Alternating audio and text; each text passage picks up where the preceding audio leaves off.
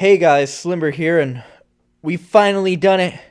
We finally done it. I have a PragerU video. But they gave me this little recliner chair to sit in. They said I'm what was it? They said Slimber has no brains. Yeah, something like that. And then they also said I'm a fat, lazy fucking commie, and this is where I belong, a red chair. I mean, are they wrong?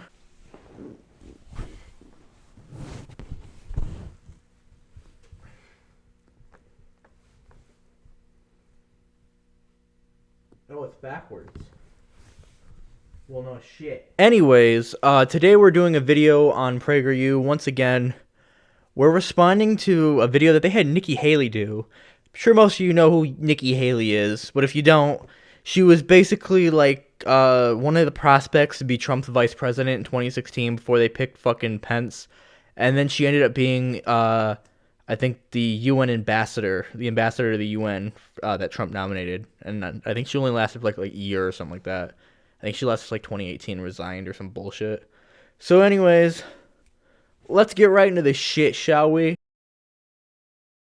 There are many in the West, including many who should know better, who find it difficult, unpopular, or just plain embarrassing to defend capitalism. Maybe that's because it is. You ever think that's why? Because it is unpopular, difficult, embarrassing to defend capitalism. It's pretty fucking embarrassing and difficult to be a goddamn bootlicker. I guess not difficult, but it's pretty fucking embarrassing. I take the opposite view. We should double down on it. For a very simple reason. It remains not just the best, but the only chance for the least fortunate in the world to make life better for themselves and their children. Yeah, that's why the wealth gap is as high as it is right now, right? Because capitalism's so fucking great and so great for people. What about during the Industrial Revolution, when children were forced to work, or, they fucking had to go work for these fucking factories where they die? What about now, where there are people having heart attacks in Amazon warehouse centers, and their fellow coworkers are being told, "No, go back to work right now. No, don't worry, go back to work." No. What about right now, when there's people that somehow die of the fucking flu because they can't afford the medicine they need? You want to double down on that, you fucking retard? And the more we see of capitalism's rival, socialism, the more proof we have that capitalism is the way we want to go. Or you mean you and the US government want to go when a country democratically elects a socialist and you just decide, well, we're gonna fucking override that and overthrow them, like you have done in Latin America constantly? I've seen this over and over again, from my own childhood to my time as governor of South Carolina to most recently and most dramatically during my tenure as U.S. ambassador to the United Nations. I grew up in South Carolina as the daughter of Indian immigrants. My mom started a small shop selling clothes and gifts that grew into a successful business. She showed my brothers, my sister, and me what it meant to live the American dream. As my mother's story so vividly illustrates, America is a country where people can find jobs that match their talents and passions. America was a place for prosperity at one point. At one point it was. But here's the deal. It's not the late 60s / early 70s when your mom came here, Nikki. It's 2021. It's 2021. Fucking wages aren't matching the fucking living standards in this country. A lot of those jobs from back then are gone, and many are continuously disappearing due to automation. It's really not that fucking simple. It really isn't. Times are different than it was in the 60s and 70s. Some Americans take this for granted. The rest of the world envies it. As governor of South Carolina, I marveled at capitalism's power to improve lives. Our pro-free market policies helped bring in more than $20 billion in investment and created jobs in every county of the state. How much did those jobs pay, though? That's a very, very, very important thing. Because if they're only paying minimum wage, I mean, I know for a fact fucking South Carolina's minimum wage is shorter than here, or is less than here, which is like 9.40, or was 9.45. Now it's, I think, 9.60 something. That's not enough for people to live off, dude. Those jobs provide dignity and purpose. And as I often say, when you give a person a job, you take care of a family. Well, I mean, if you've actually paid attention to socialism and communism, they're kind of being given a job. I mean, just to get technical here, they're being given a job. During my time as the U.S. ambassador to the UN, I was reminded that not every country enjoys the same freedom and prosperity as America. More than 1.5 billion people still suffer under socialist regimes. In 2018, I stood on the Simon Bolivar Bridge at the border of Venezuela and Colombia. I watched thousands of Venezuelans cross into Colombia for the only meal they might have that day. Yeah, I guess that's what happens when you put sanctions on them, you fucking dicks! And then you put sanctions on countries that try to help them get food afterwards, you fucking dicks! And to make this clear, I think I've explained this before on a video, but it's been about a year or two, so I guess I'll explain it again. Venezuela didn't fail because socialism bad.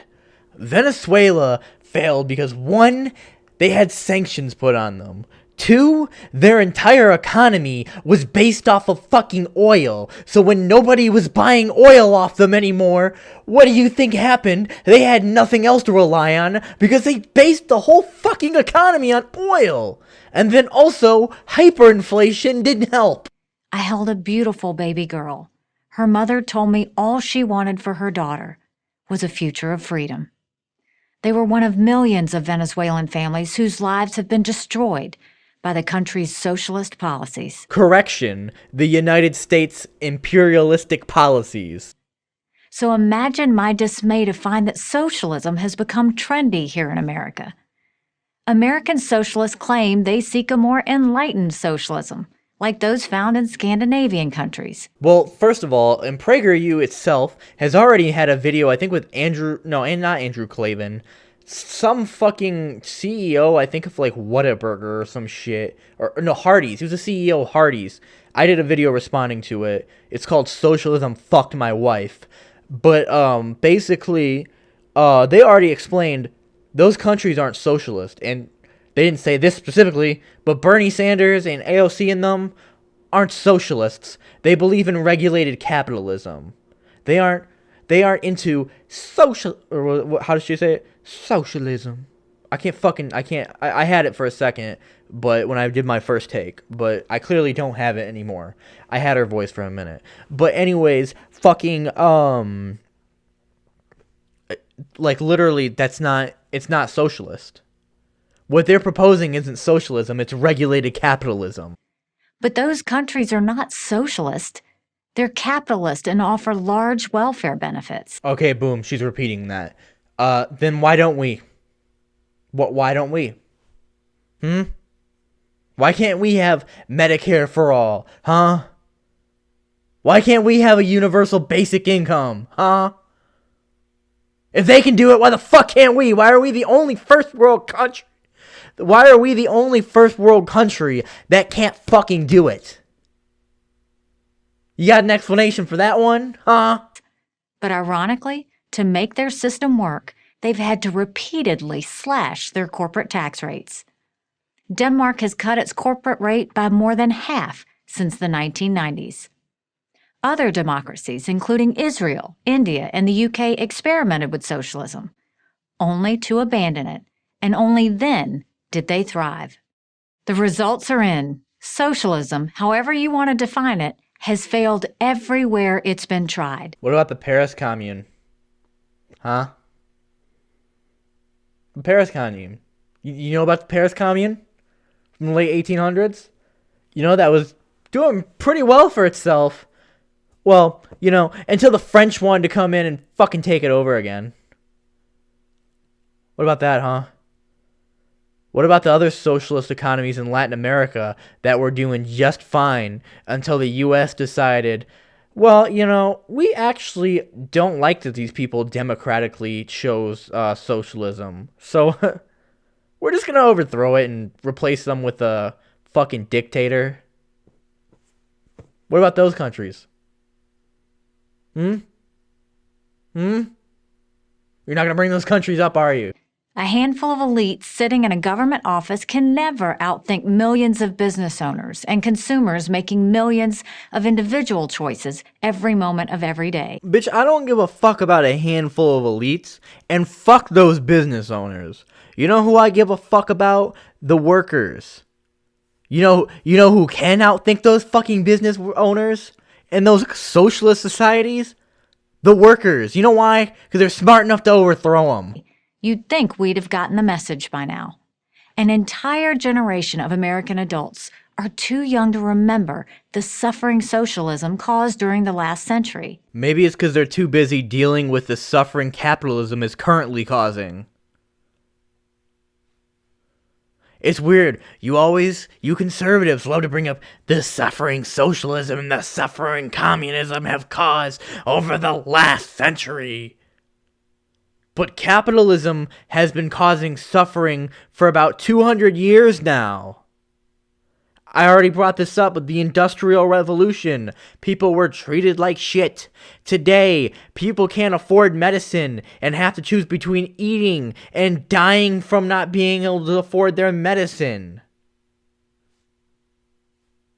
Union workers used to get killed by militias hired by corporations. And guess what? That actually still happens in other countries that are more capitalist than we are.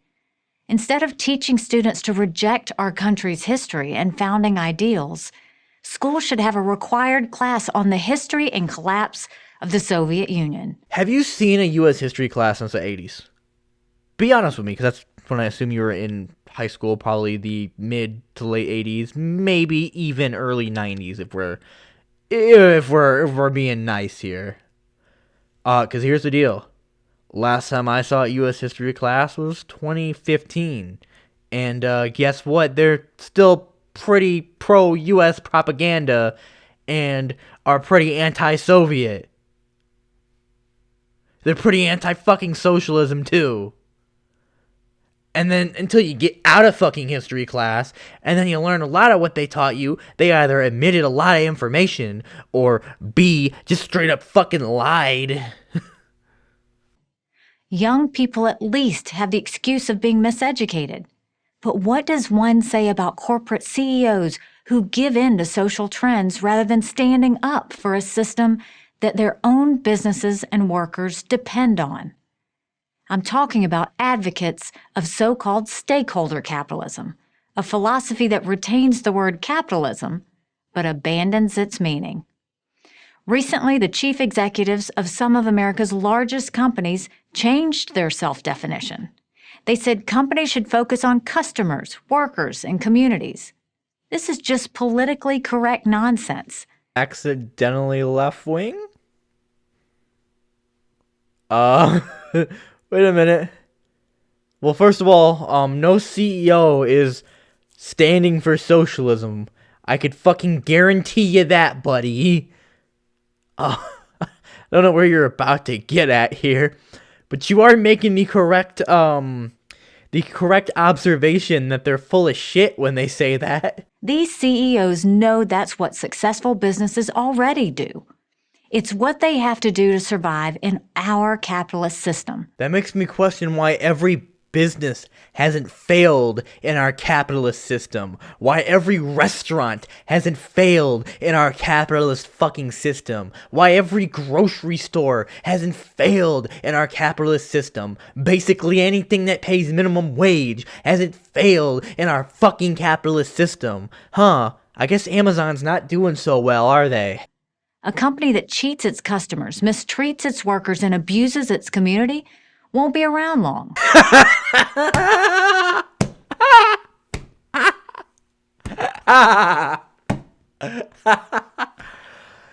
Oh. And you're telling socialists to read a history book. How about you go look outside, buddy? Profits are what keep a business going and allow it to thrive. No, you know what? Fuck it. I'm saying it, and then I'm ending the video because it's already 16 minutes long. Listen, yes, profits are what a business needs to survive. So what do you think they do to get profits, huh? They fuck over their workers. They may as well also fuck over their consumers if they hold a monopoly. And honestly, if the other company's just as shitty that they're, up against, then yeah, they'll probably fuck them over still. What reality do you live in? Oh, I know what reality she lives in. The fucking rich elite fucking reality. Of course. Fucking, alright, anyways. What do you guys think? Leave a dislike, call me a fucking commie piece of shit, and yeah, Slimber out.